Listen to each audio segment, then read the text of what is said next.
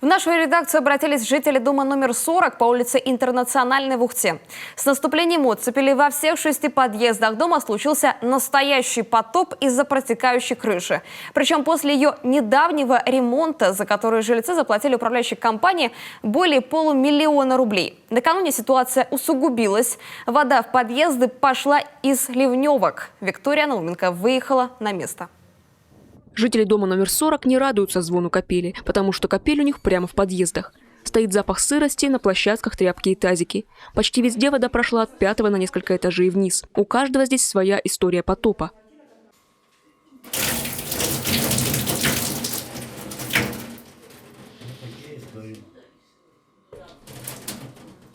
Евгений из квартиры 25 ливает воду из натяжного потолка уже второй раз за сутки. Протечку в ванной они с женой заметили вчера вечером. На потолке образовался пузырь. Здесь было скопление, пузырь. Позвонили в Ухта-Жилфонд в аварийную службу. К нам приехал аварийщик. Мы составили здесь письмо с ним. Он посмотрел, сфотографировал, уехал. Говорит, на следующей неделе будет акт. Придите, подпишите, там сделайте все. Я говорю, а с этим что будем делать? Он говорит, ну я не буду ничего делать, я не знаю, что делать, и все. То есть мне пришлось самому это снимать, самому сливать. Это я вчера, точнее ночью все слил, и сейчас привелся и опять все это слил. Все туда, вот в квартиру сюда, в 9-ю течет вода по дверям.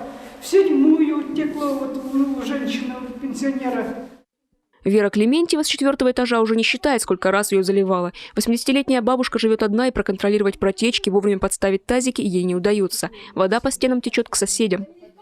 Никто ничего не обращает внимания. А соседи думают, что я топлю, чего-то я делаю. Я ничего не делаю. Обои если снять, что там еще дырки. Дырки там натуральные. Примечательно то, что происходит этот потоп после недавнего ремонта кровли. На коммунальные проблемы в доме номер 40 жильцы жалуются давно. Текут канализационные трубы, крыша. До 2019 года управляющая компания ЖРЭУ-9 упрекала их в безинициативности. Мол, не идут на контакт, нет совета дома и председателя, с проблемами обращаются в последний момент. Но в конце 19-го новоизбранный председатель совета дома основательно взялась за проблемные вопросы. Жильцы составили список необходимых работ, утвердили на голосовании, начали с кровли. Почти 600 тысяч потратили на эту кровлю. В октябре уже потекли. Ремонт кровли был произведен с 10 июня по 10 августа, 2 месяца. А результата нет. Тарасов, начальник ЖУ-9, говорит, что нельзя было такой ремонт делать. Почему он сейчас говорит? Почему сразу не сказал? Начальник ЖРЭУ-9 сказал жителям дома, что текущим ремонтом их текущей кровли не помочь. Нужен капитальный. Скидываться на него снова придется жильцам. Впрочем, после капремонта Андрей Тарасов в ходе личной встречи пообещал им компенсации.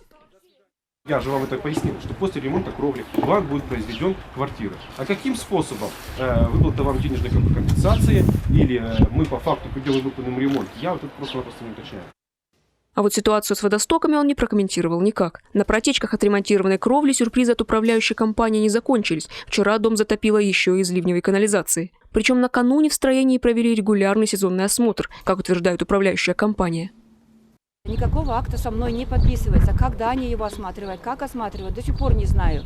А вчера оказалось, что 2 заглушки вообще были не открыты с ливневки, и вся вода потекла в подъезды, а из подъезда прямо в квартиры.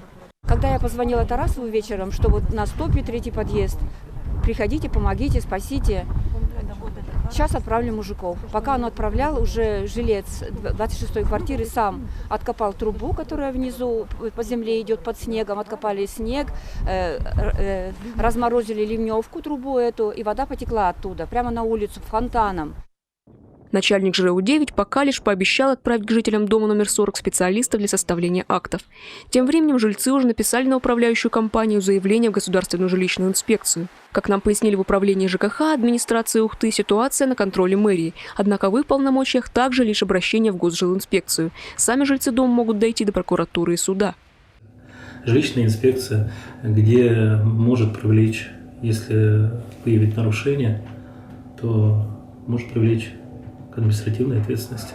Они могут и обратиться по желанию и непосредственно и сами в ГЖИ, и в суд, и в прокуратуру. Впрочем, по словам жителей дома, на обращение вышестоящей инстанции у них надежд нет. А потому и дальше они планируют все брать в свои руки. В ближайших планах смена управляющей компании. Виктория Науменко, Павел Лагутин, телеканал Юрган, Ухта.